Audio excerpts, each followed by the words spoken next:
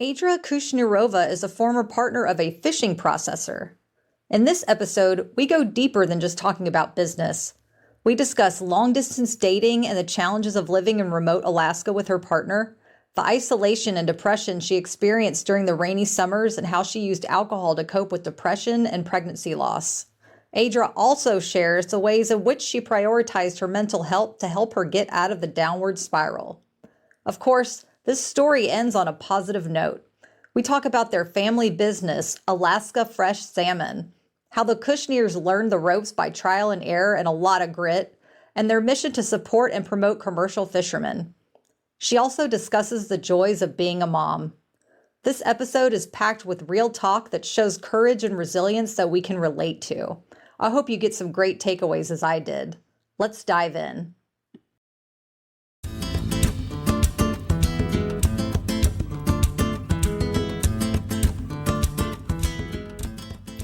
I'm Megan Waldrop, host of the Partners of Commercial Fishermen podcast, an extension of an online community created for partners to connect worldwide, find helpful resources, and share stories to feel less alone in this incredibly unique and adventurous way of life. The POCF podcast invites fishermen, family, friends, supporters, or those curious to know more about the commercial fishing community to join conversations as we learn from each other, laugh, sometimes cry, and relate with those who are the faces behind each catch. What do you say? Let's dive in.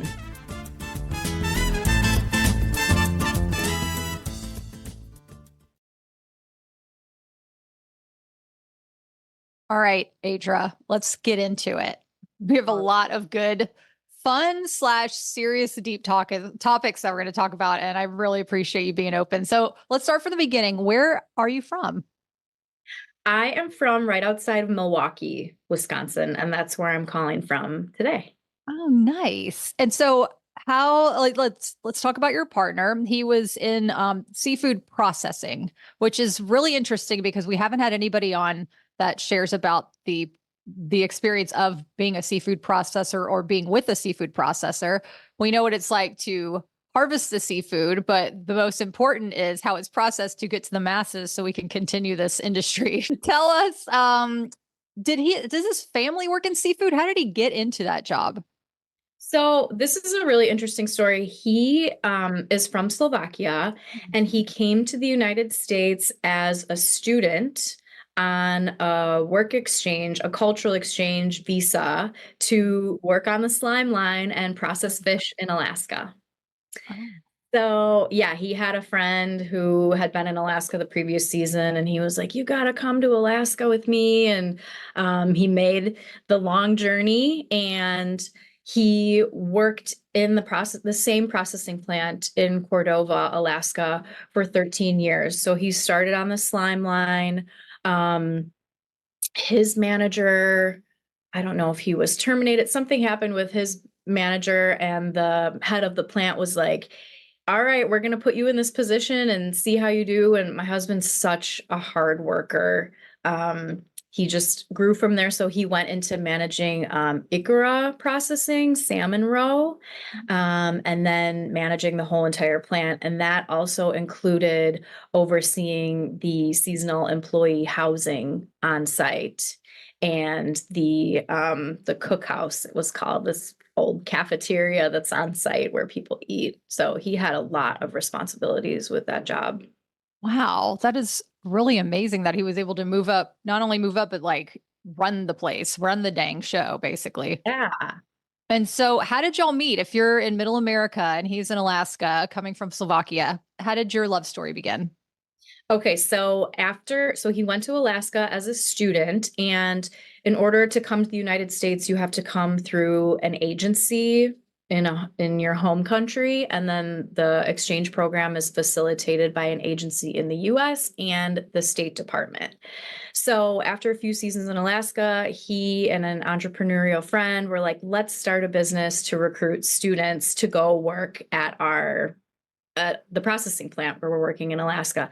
So he was working in immigration, and I was working in immigration on the receiving end, and we met at a conference in Chicago. That's adorable. What was it about him? He is really good looking. He is that was the first thing. He is really good looking. His name is Euro and it's short for Uri. And when you look at it on paper, it's Juraj. And he had been working with some colleagues of mine as a business partner. And so we knew him as Juraj. And so when Juraj showed up, he's a charismatic guy. He's super, super smart. And he says it like it is. He doesn't sugarcoat things. And I think that's helped him do really well in business and gain a lot of trust in partnerships. Yeah. So I would say those qualities. And then he was living in Alaska. And when I was younger, I was so lucky. My parents took me on a cruise to Alaska. And my dream, what I wanted to be when I grew up was a tour guide in Alaska. So I always had this allure of working there. And I went and visited him there for a work trip, did a site visit to meet with the international students who were working there. And then we dated long distance for a while. And then I moved to Slovakia because he lived in Slovakia in the winter outside of the salmon season and worked as a hockey sports commentator on national television there. And so we were living between Slovakia and Alaska, and then Wisconsin and Alaska, and lived this really nomadic lifestyle, as you well know how it goes around the fishing. Oh my gosh, that is so exotic and amazing. Okay, so when you guys met, how long were y'all together, in real life before you were doing the long distance thing? We were together in real life for 5 days. And then we stayed. So we met at the conference and then we stayed in touch over GChat.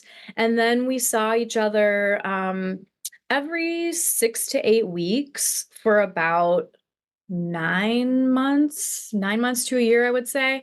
This was back in 2011, 2012. And then we just said, like, if we're going to do this, let's do this thing. And I was looking to get out of Chicago, ready for a change. So then I moved to Slovakia and then we were together from October till May. So what is that? 7 months. And then he went to Alaska. So we were apart for 2 summers. Sorry, this is like such a puzzle piece, back and forth. But then I eventually started going to Alaska with him and was there for 4 seasons. Wow, that's beautiful. I always praise long distance relationships, because I'm biased, and Chris and I had a very long distance relationship. We had a long distance for a year, from, well, I guess, West Coast long distance. He was in Washington State and I was in California. But I love long distance because it gives you a chance to intimately know somebody on a different level, because you ask these different questions. You're on the phone with them. You have these blocks of time where you want to get to know them, but also you have your own space. You have your life. And it's such a wonderful way to acclimate to being in a relationship with somebody, because you can still do your thing and go, all right, is this person really worth me taking a chance on? And I think that's beautiful. Yeah. And do our communication styles work together? And if they don't, can we learn how to better communicate together, and just like getting all of those kinks worked out before being in person 100% of the time? It really is. It's kind of like therapeutic at the beginning of a relationship. It's intense. And yeah, exactly like you said, makes the determination of, is this person worth it? That's so great. Yes, I love that. Therapeutic. That's what it is. It's like, am I doing this? Okay, yeah, we can do this. This person has potential. Yeah. They show up. You can show up for each other in different ways, which is really special. And so when he would go to Alaska, did you have any experience within the fishing industry, or knew anything about the fishing industry before he went out there?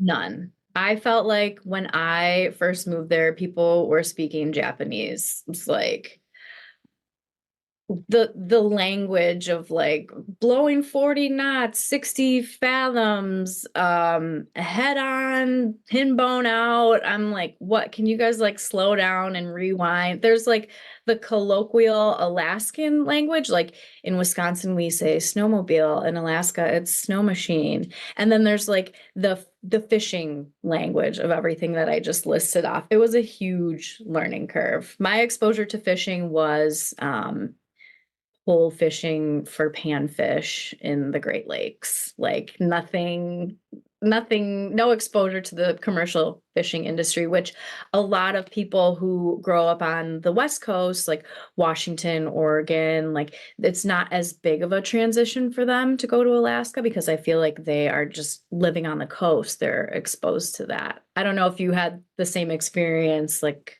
growing up in the Carolinas. Yeah. No, I mean, yeah, being in Charleston, South Carolina, I just knew a John boat that my grandfather went on. I knew the shrimp boats because they look like butterflies out in the water, and then, blue crabs. That's all I knew. And then when we went to, because I didn't even really know commercial fishing out in California when we were dating. We went on his dad's boat, but it was a cute little, 30-foot whatever boat. And but it wasn't until we went and lived in Washington together. I lived in Bellingham for a year-ish.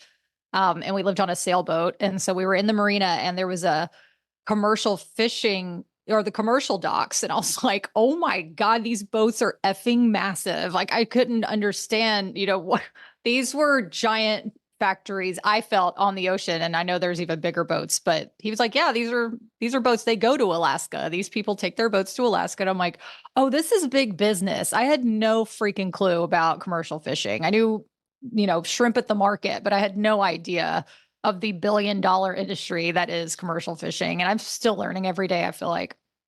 Yeah. There's Yeah. so many layers to it. And it's the whole concept of like, we are so disconnected from our food system. So having the privilege of not having to think where our food comes from, like, yeah, wild salmon comes from Alaska, but how does it get down to the lower 48 and get to everybody? Yeah, it's a huge, huge industry that's happening. Totally. I mean, and even bringing up, yeah, that disconnect. I feel like even as partners, we're like, oh, sweet, they caught all the fish. Great. What's the check? We're done. But it's like, no, that fish has to go to a plant and get and make sure that it's inspected and everything's legit and then it's packaged. And that's how we get it at our grocery stores. And the fact that your now husband ran an operation like that is pretty incredible. I mean, there's so many different people and literal moving parts going on at all times. And I'm sure very dangerous that I don't even realize. So how was it for you when you first went out there and saw what he did? Like, what was that like?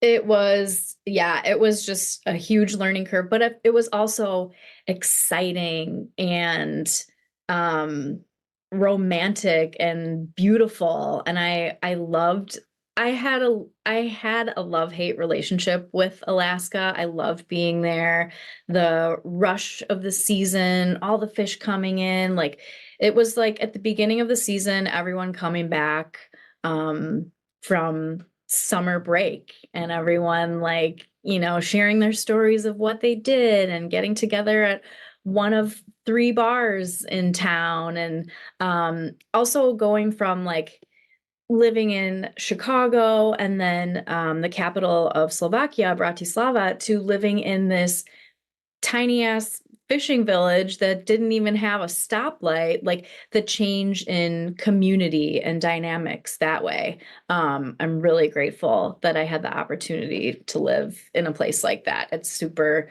super unique. And it's kind of the village where we lived in Cordova, there's no road that connects it to any other town.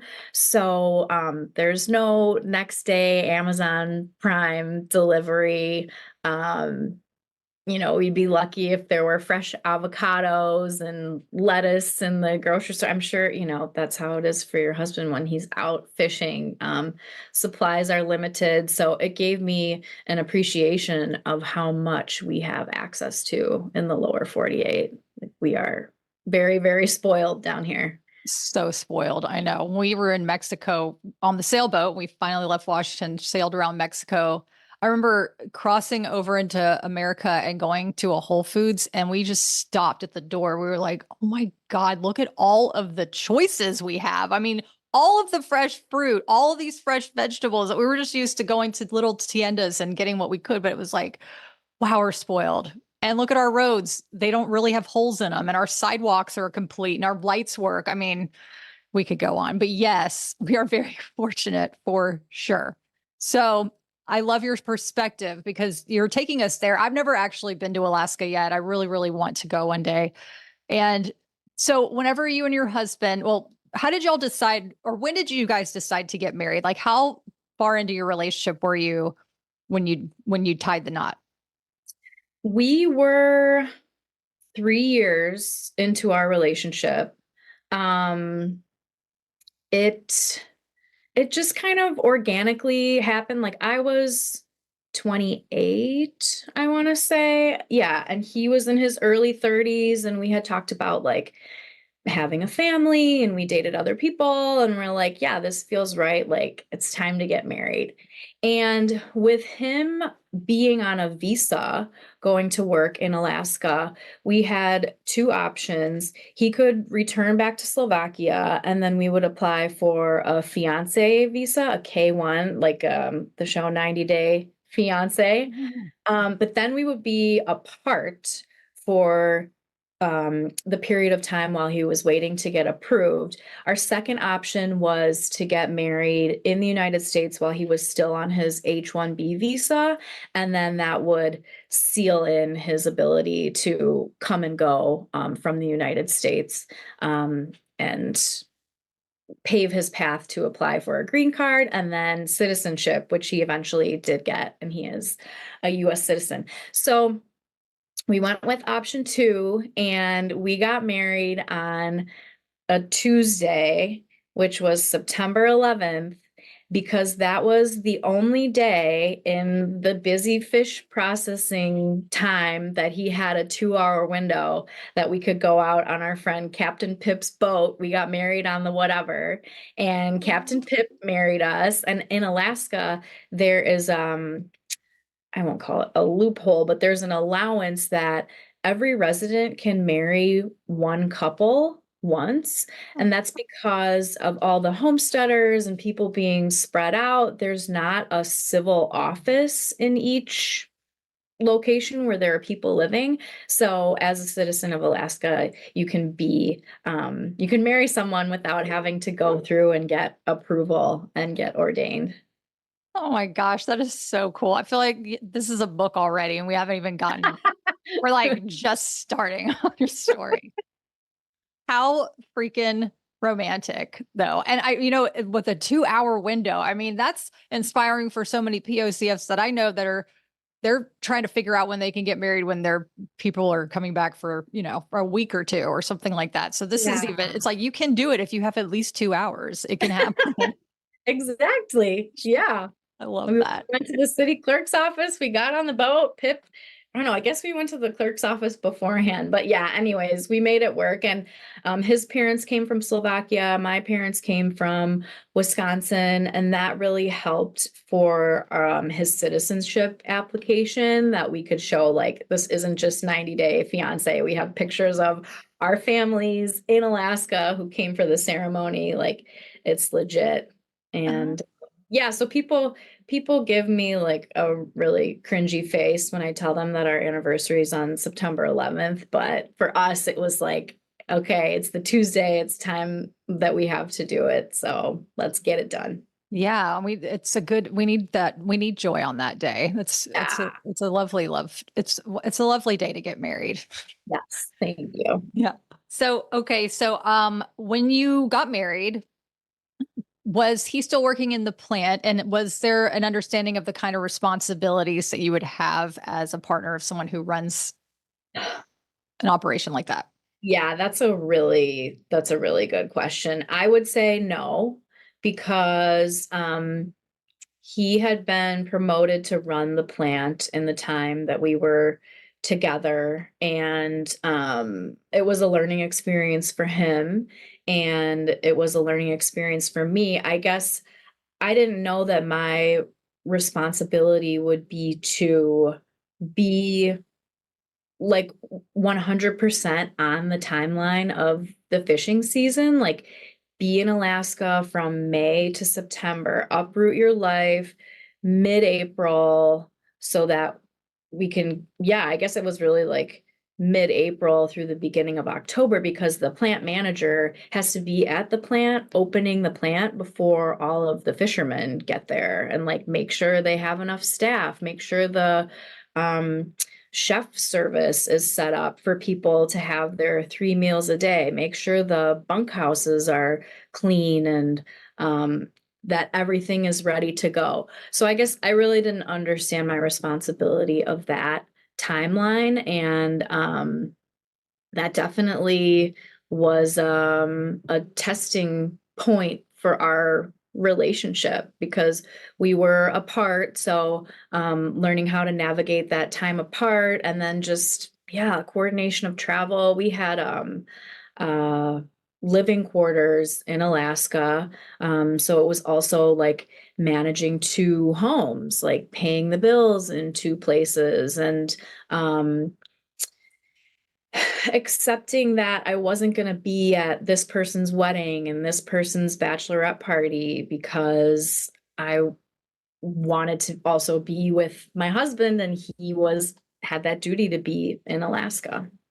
Yeah, I love so yeah, the uproot your life, that just really struck a chord because that's so what it is. It really is uprooting. And then the timelines, you're totally right. I mean, it is something to think about. And you're like, oh wait, my time, if I want to be with this person, I need to also take on their identity in a sense, like their service. Yeah. Yeah, I had I had kept my job in Chicago and was working remotely, so I had a great setup to be able to do that from Alaska and to be able to follow him without completely uprooting my career. So that was great to have that as an Yeah. anchor. But Yeah. yeah, it was a wild time. Yeah. Well, that's a great transition to a wild time. Yeah. We're going to talk about a more serious topic that we both can relate on. And as a background, Adra initially emailed me or messaged me that she related to my episode about my sobriety story and how I got there. And she shares that she's sober too. And I really do thank you again for sharing and being open with this, because I know it will help others who are struggling or maybe thinking about having more of a sober lifestyle. And so yeah, let's go. Let's go there, girl. Like, could you please tell us about your experience of when that started and how that came about? I know you mentioned the word isolation too. I know a lot of people can understand that one, and depression and loss. I mean, there's so much there. So, yeah, just here's the floor. Tell us anything you'd like Yeah, to share. I think that Alaska was kind of like the perfect storm for the culmination of my drinking days. Right before the last season that we were in Alaska in 2017. So we got married in 2015, and then fast forward to 2017, we had been trying to start a family, and the plan was to get pregnant in the spring so that I could be pregnant in Alaska and then come back to Wisconsin and give birth to the baby in Wisconsin, because in the village where we lived, there was no birthing facility. There was just a clinic. And for any serious procedures or emergencies, people they transfer to Anchorage or Seattle, or they get airlifted out. So when pregnant women are planning to give birth, they move from Cordova to Anchorage a month before, and they have to find accommodations or stay with a friend or family member. And then they give birth in Anchorage. So my grand plan was, yeah, we're going to just plan this baby around the fishing season.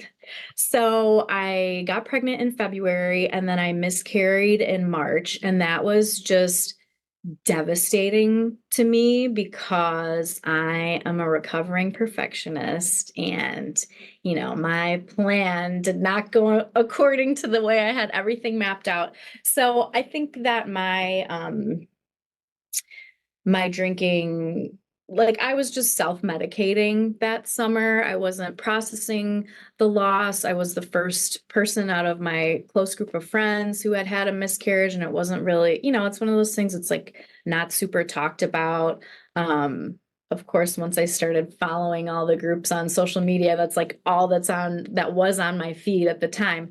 But yeah, it was the perfect storm for coping with coping with alcohol and let me try to get back on track here.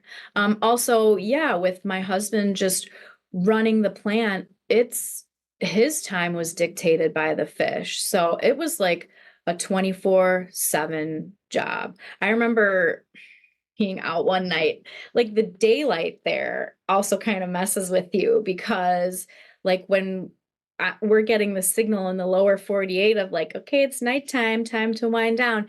It's still light until like 12:30 there. So I would get a second wind around 10 or 10:30, drinking or not drinking, but on nights out, it would be like, it's still go time. It would be like day drinking. So yeah, I remember there was one night where I was still out until like 5 in the morning, and I came back and my husband had left to start his day of work already. Um, so yeah, there was like, I don't want to say time to do that. There's never time to drink. Once you stop drinking, well, when I stopped drinking, one gift that I got was all of this time back. I'm like, oh my God, I wasted so much time. Um, So there was that, and the weather there was a factor for me. The typical weather in Cordova, a lot of people don't realize that a lot of Alaska is a rainforest. So we were living in a coastal rainforest, and the typical weather during the summer is 55 degrees and rainy. And that was hard for me to go from Wisconsin, gray winter to Alaska, gray summer. Um, Obviously, if you have the right gear and you're not like depressed from drinking, you'll get outside more. So I often in my sobriety now romanticize and wonder like what would that experience have been like if I wasn't deep into drinking? Like would I have been able to survive that lifestyle in Alaska from the angle of like the weather, the nomadic lifestyle, the intense fishing season? Yeah, that's something I think about often. So I don't know if that answers your question. That was a big ramble. No way. That was so beautiful. I'm like, more, more, more. So how long was that period for you? The like the end, like the depression or like the like Yeah, like the self-medicating depression. What was that period of time? I would say that it was for, well, yeah. So I stopped drinking in 2020. So I would say for like 3 years, it was a cycle. Cause then I had another pregnancy loss in 2019, and I had an ectopic pregnancy. I had a fallopian tube removed. And instead of it just being like, okay, you had something wrong with your health, it was like, this is a failure. I just couldn't, I had no coping mechanisms, and everything was just a big freaking roller coaster. Whereas now it's like, okay, it's just like a little blip of the wave on the graph, and it was just like so big. I don't know if you can relate to that at all. Mm. um so yeah, I would say, I mean, I started drinking when I was 14, not like heavily, experimenting. So the deeper that I've gone into my sobriety, the more I examine those little moments along my history, like, okay, maybe that was a red flag. Like, oh yeah, there was something. But yeah, I would say like the last 3 years were pretty bad. And then I just, but I was still like working and functioning. I didn't go to rehab. I didn't get arrested. I was just couldn't handle the depressive state. I was like crying every day. And I'm like, well, a glass of wine will fix it at the end of the day. And I went to my annual gynecology appointment and my doctor checked in. She's like, how are you doing? How are you feeling? I'm like, well, I'm crying every day and I'm medicating with wine, but other than that, fine. And she's like, well, why don't I just lift that for you? And I'll write you a prescription for a low dose antidepressant. And that was like, that up until, well, it was like through that point, I was so resistant to medication. Like, how stupid is that? Like, a doctor is telling me, like, I have something that can help you, but I'm like, lone wolf, self-righteous. I'm like, no, like, the wine and weed combination is going to be just fine. But actually, it wasn't. So I had this prescription and I tried to stop drinking on my own. I did for a little while. And then I still like, I hadn't taken the prescription yet. And then I was like, it's time to do this. So anyways, long story short, I got the help that I needed from doctors. And yeah, I couldn't imagine going back to that.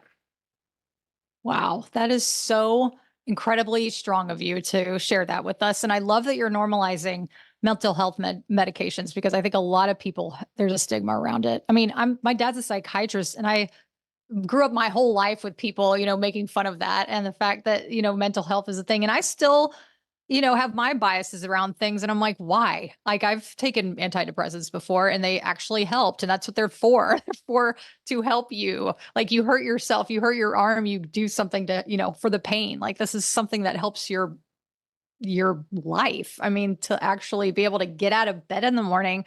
And for you, like it was a way to help you get out of the cycle of drinking. And like that's so beautiful. And thank you for sharing that. Yeah, you're welcome. Thanks for letting me share. I hope it's going to help someone else who might just be in that like rut or they might come from that mindset. Yeah, I was so judgmental over meds and Mhm. yeah, that didn't help me in the end. Yeah, it's like, oh, also we can take medication and not tell anybody about it. We don't have to tell people we're doing it. Like we can take Uh, I mean, we can do whatever we want. You can literally do whatever you want. You're a free adult. And so, wow, there's so much I could go into. So I was wondering, what was the moment that you thought, I'm going to do this? I'm going to go down this path and I'm no longer going to drink alcohol. Was there some kind of and you don't have to go into detail, but was there like an experience that shocked you or were you just like, I'm done. I'm over this. Like what was that moment for you? yeah, I think I was just in such a dark place. It was so dark. And I was just like, oh my, like, I need to crawl out of this hole. And it's kind of funny. It's like, I think of it as like the angel and the devil. Um, I don't know, metaphor. I had one friend who was like, you should come and do ayahuasca with me. That's really going to help you. And as like someone who experimented, I was really drawn to that. Like, yeah, I want to do that. But I had felt like so, like I had such bad psychosis at the end. I was like, that is going to break my brain even more if I do. Like it was scary, but it was also intriguing. Um, and then I had another friend who was like, hey, you could take a break from alcohol for a while and see how that goes. And so I went down that path. Never really with having the intention of like, I'm going to stop because that was just way too much for me to think of at that beginning moment. But I'm still on that path. I'm still curious about ayahuasca, but I just want to be like a voyeur at the ceremony and not do it and just see what happens. I love that. I love that your friends were there and they were supportive in that way. Like they were like, we don't judge you and B, here's some options. Yes, 100%. And I think that can be really hard to say like, hey, I need help. Like what I'm doing, Adra's program is not working for me anymore. So it's so important to reach out and to ask for help, or just lay things out on the line, because for so long I didn't do that. For those like last 3 years, I want to say, and I was like, I've got this, it's no problem. And then just like slowly by slowly it unraveled. So I'm really grateful to those friends who were there for me, for Yeah. sure. Who And are, so what were you saying?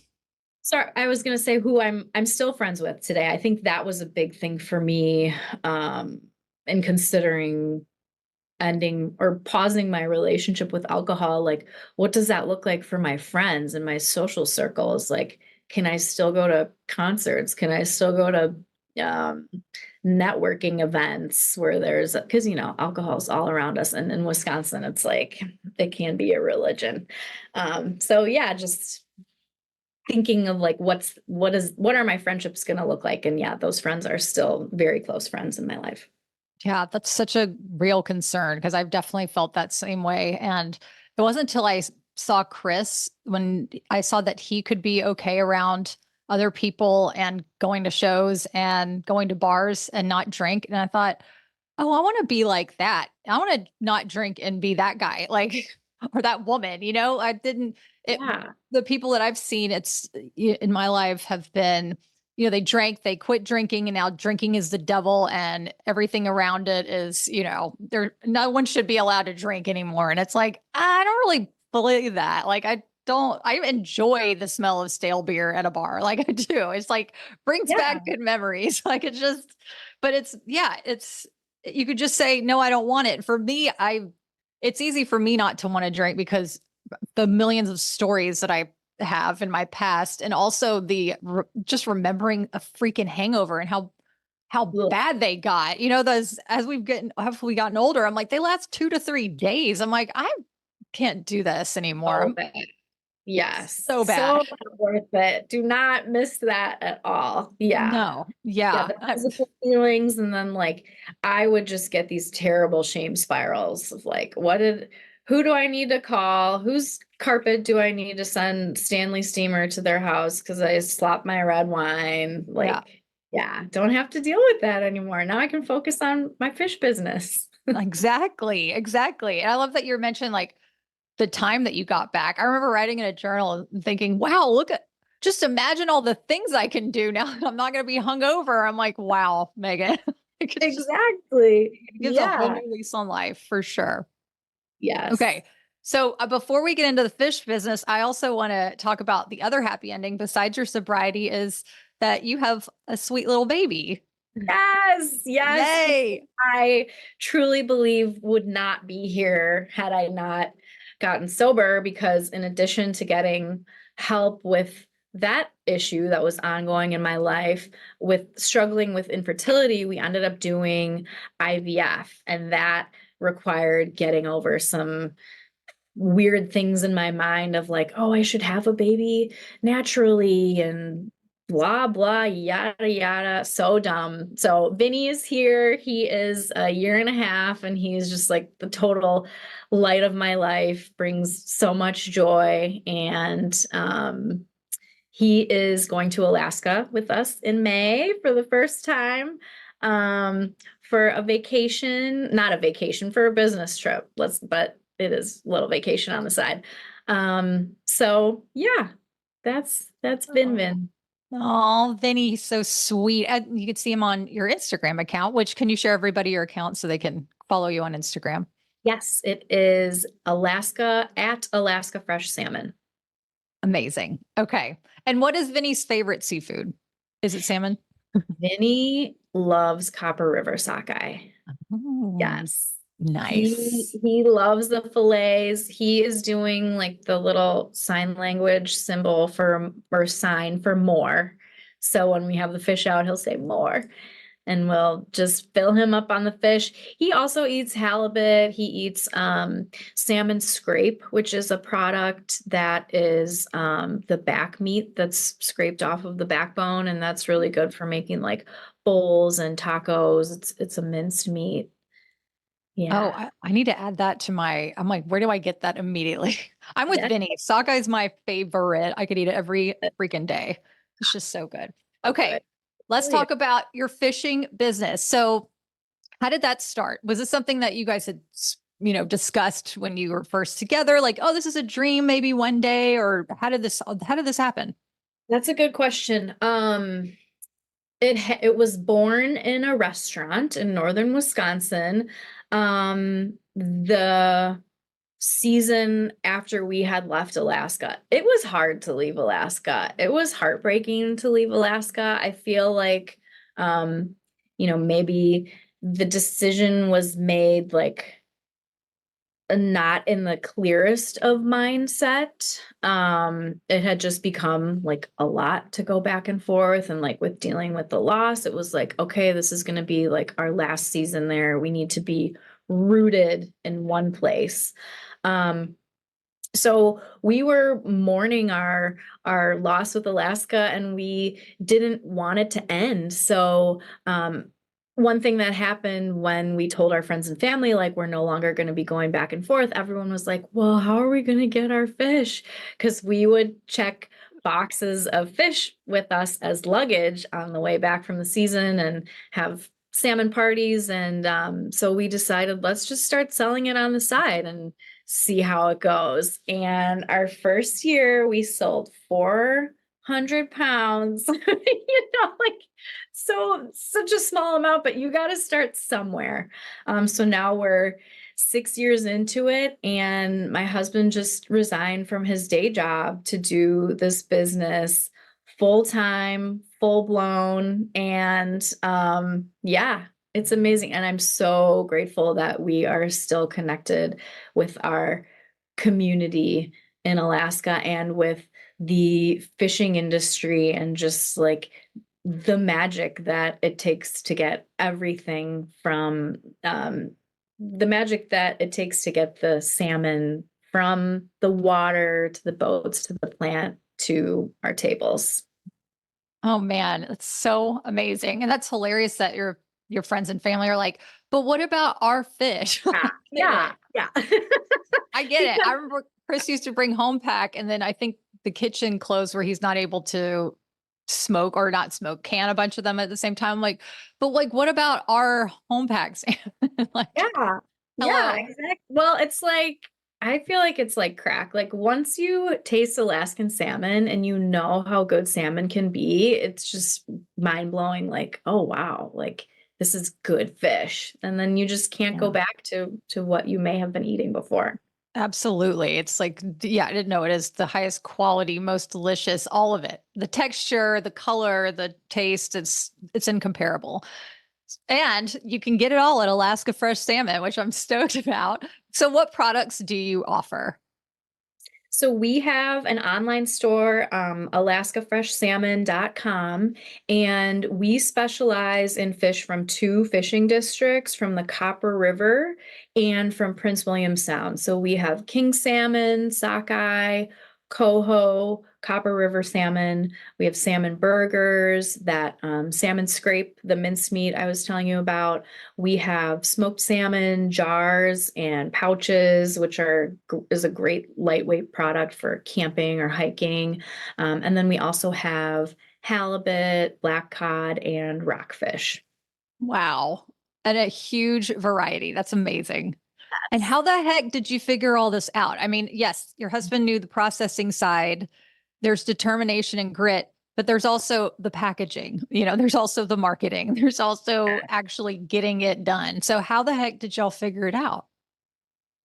We were just having this conversation last night because we were talking about packaging, and um, when you ship frozen fish, it needs to go in a well insulated box. You need to be cognizant of the transit time. It needs to go with enough dry ice. And we were really lucky to have our friends and family supporting us in the early days, because we definitely sent a box of fish to Florida with no ice in it in a styrofoam cooler. Like, what were we, we were just trying to figure it out. So a lot of trial and error. We've changed our packaging 3 times now, and I feel like we've got it really dialed in with an awesome insulation that's compostable. You can like wash it down the sink or burn it or put it in compost. And yeah. And we're lucky being able to work out of Milwaukee as well, because we have really good access to dry ice, and then it also keeps the shipping costs down for our customers versus shipping directly from Alaska. So how does that work? So you get the fresh fish from Alaska and it comes to you, and then everything is done where you are? No, we actually have it all processed in Alaska. It's flash frozen there, and then it comes frozen to us on Alaska Airlines to Milwaukee. And then we do quality control and repackage into smaller quantities and get it out to customers. So is this like at one time of the year, you guys getting a huge haul of salmon, or how often does this happen? Yeah, that's a tricky part of the business, since it's not farmed salmon. There isn't a consistent planned amount that comes out each month. We're dealing with a wild product. So at the peak harvesting time, we have to say, like, okay, how many pounds of sockeye do we want? How many pounds of coho? And we plan that based on customer pre-orders and our projections based on the last season sales. And then we hold a stock, and we try to get enough to last us through and our customers through the springtime. And then when we sell out, we start taking pre-orders. So we just sold out of our sockeye on March 15th. And now we have a pre-order sale for customers to buy into the 2024 harvest. That's so great. That's so awesome. So I know you've kind of touched on this already, but off the top of your head, what are some of the highs and lows of running a fishing business? And is there something you would do differently and stuff that you're like, oh yeah, we definitely nailed this? Yeah. I would say the highs are being able to support small boat fishermen like your partner. Like, it is hard work. It is a lot of people. So we have our online store, and then we also do farmers markets in the Milwaukee area. And a lot of people would say, like, oh, or they'll ask me, are you out fishing? And I can adamantly say there's no way in hell I could be a fisherman. I don't know how to navigate. I'm not a mechanic. I am terrified of the waves. I mean, it is just such a hard job. So I'm really proud that we're able to support small boat fishermen and to support that artisanal craft that's like dying around the world because fish stocks are being overfished.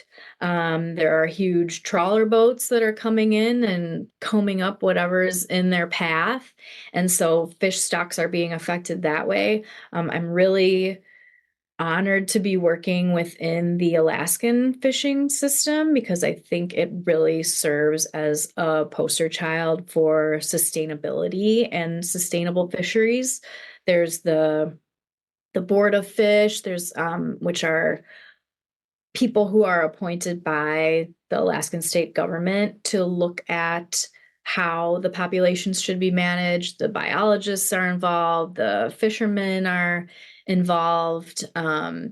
Sustainability is baked into Alaska's constitution. They're the only state that has sustainability written into law, which is just freaking amazing. So, yeah, I would say that that's a high. Those are some highs. Some lows, I mean, fish shipping a frozen product with the temperature spikes that we're dealing with, and in the summer, it's hard. It is definitely, like I say, we've changed our packaging a number of different times. And it's also like physical work. moving the dry ice and the heavy, dropping all the heavy boxes off at UPS every week. It's physical work. Managing customer expectations. Like if there is, with dealing, I guess, it's a high to work with a wild product, but it can also be a low to work with a wild product because like one season we had customers pre-order coho salmon, which is the last salmon that comes in the fall. And the fishing community that maintains the sustainability, they had determined that the fishermen could only harvest a really low quantity of coho. So we had to go back and tell our customers like, hey, sorry, we actually can't get you the coho that you wanted. Is sockeye okay? And like, yeah, most people were fine with that, but just managing the spontaneity of a wild product is hard. Yeah, that's legit. Definitely makes sense. I love it. Okay. So what is your overarching goal? Like, what is your mission? So our mission is to support fishermen, and to do that, we're actually starting a loan program this season, a micro lending program where fishermen can have access to funds at the time where cash is most strapped at the beginning of the season. Like maybe their engine blew out, maybe they always need new nets, but just all those things that people don't realize go into the cost of salmon or wild fish. So we're hoping to be able to be a vehicle to float some fishermen along in the beginning of the season. And our mission is to get people in the lower 48 who are particularly in seafood deserts to give them access to high quality protein. So people who may live in a very rural area and they don't have access to whole foods, they can hop on our website and get a box of fish delivered to their doorstep, and they can eat healthy, nutritious food that's harvested in America, processed in America, made in America, and they don't have to eat some kind of fish that they can't pronounce the name that's from Asia. Well, thank you on behalf of Alaskan Fish and Families for supporting us. I mean, really, it's and for being a part of that message, because that's what we want. We want people to eat delicious food, and obviously we want it to come from our family. So thank you for being a voice for that. Yes. Well, thank you for being a partner of a commercial fisherman, because it really is like, it's such an honorable and it's such a dangerous job. Like I give you guys so much credit. Oh, thanks for that recognition. That's all I want, is for partners of commercial fishermen to know their worth and know how important they are, because it can be so isolating and you're going, okay, I'm just kind of figuring this out. I'm with this partner and he's a fisherman and our life depends on the weather and is he safe? And it's an incredible tradition to be a part of, and also to be a modern POCF and to make it your own and to harness that independence is such a gift. And I just want all the women out there, all the partners, to know that they are special. And thank you for helping us feel special too. Yes, of course. You're so special. And thank you for feeding America, because without you, this system would not be in place.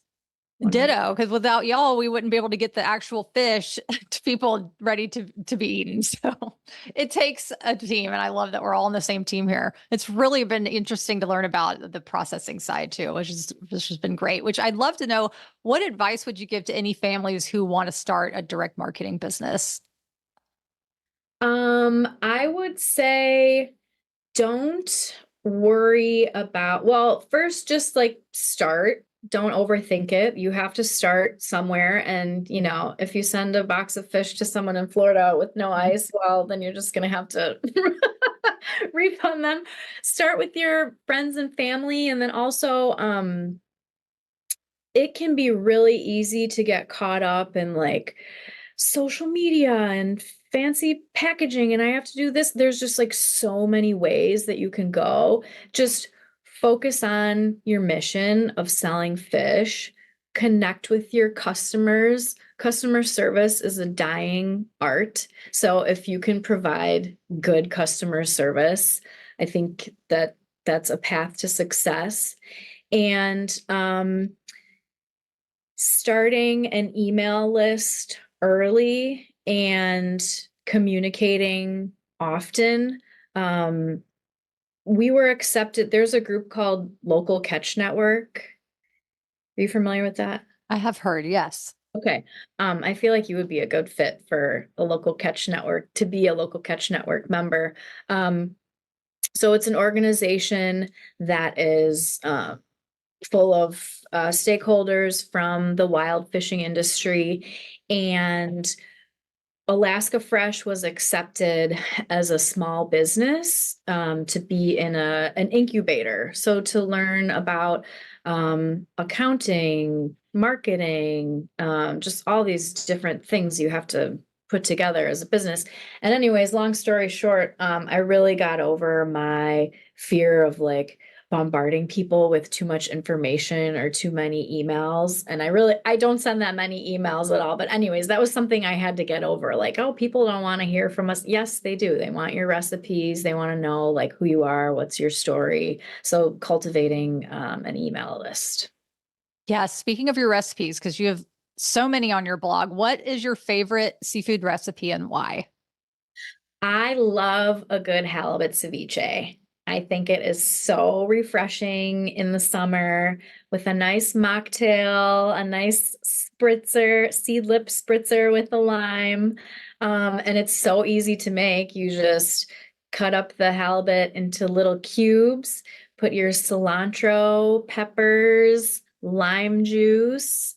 I'm sure I'm missing some ingredients, but let that sit in the fridge for at least 3 hours, or you can do it overnight, and then the fish cures and you just eat it with tortilla chips, and it's awesome and it's beautiful and it's a good dish to impress guests. I love a halibut ceviche. Oh my gosh, that's such a good point too. I mean, it's so easy. I forget how easy it is. You don't even have to cook it. It cooks itself. Exactly.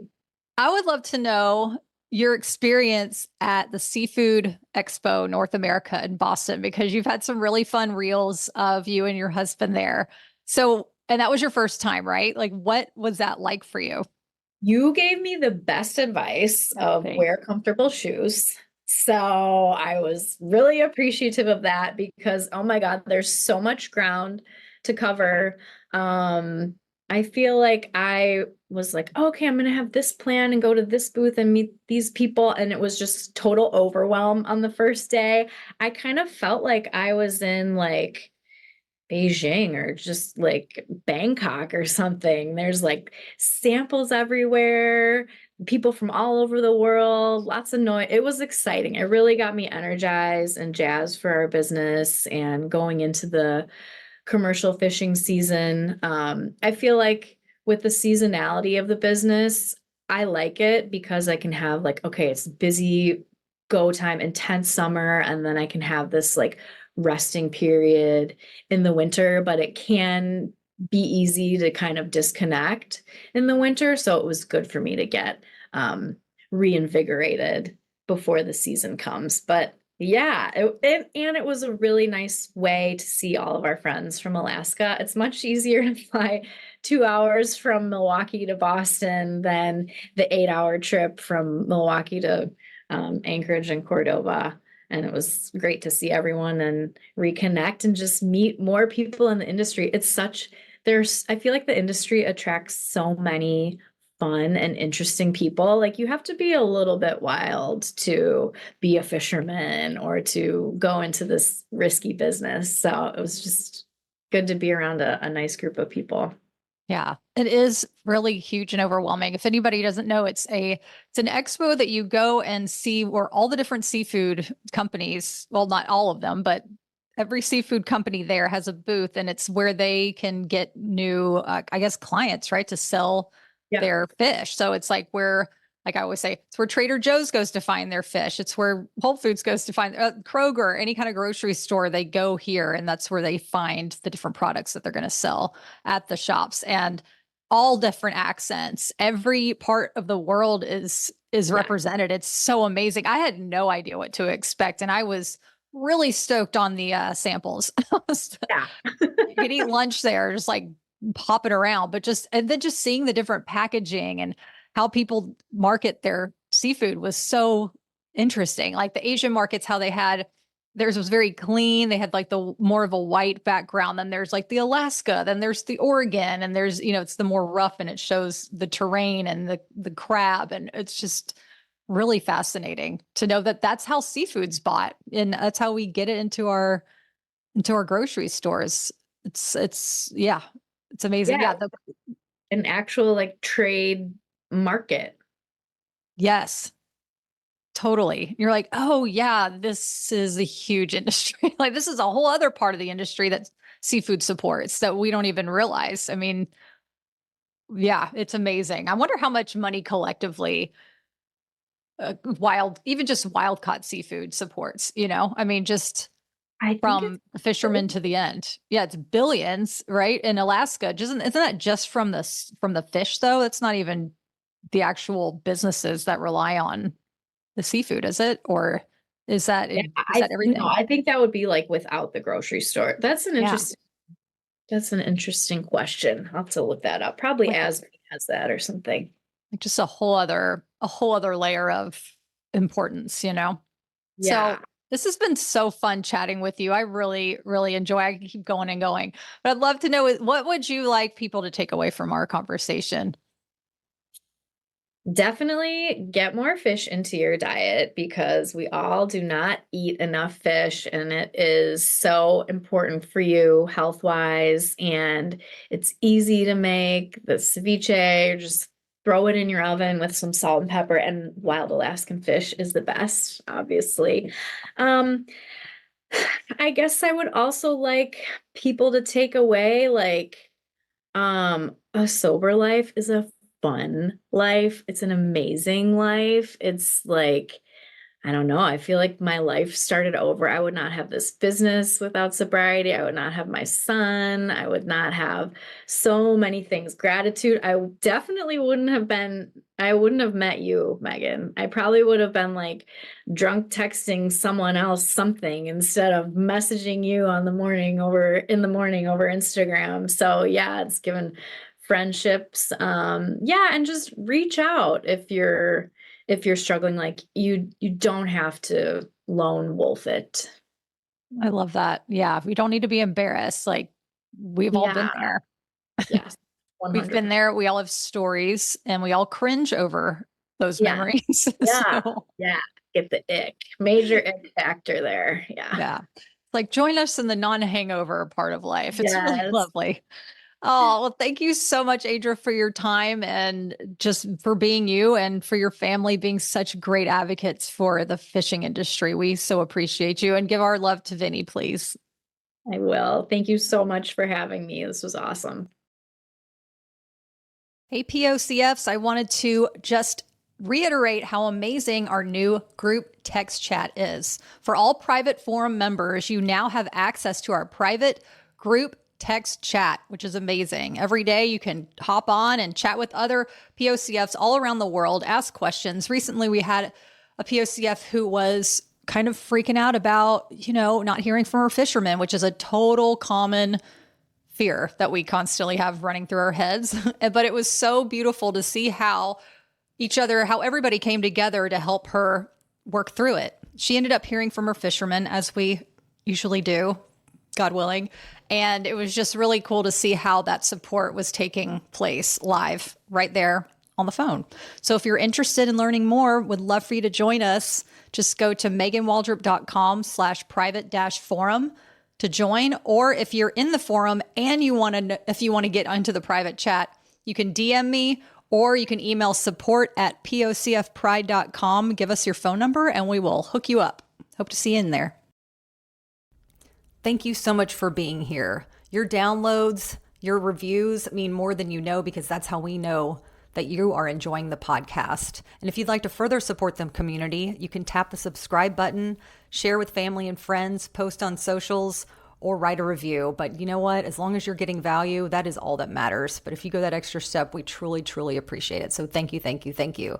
And if you're a partner of a commercial fisherman looking for more resources on how to navigate this unique lifestyle, from long distance dating to communication to finances to motherhood advice to mental health, safety, you know, all the things. We're building more resources on succession planning and retirement. It's going to be amazing.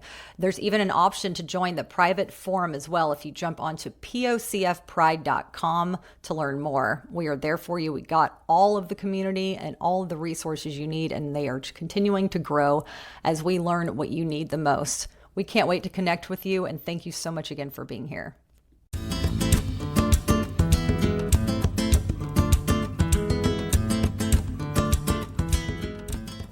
Thanks for listening today.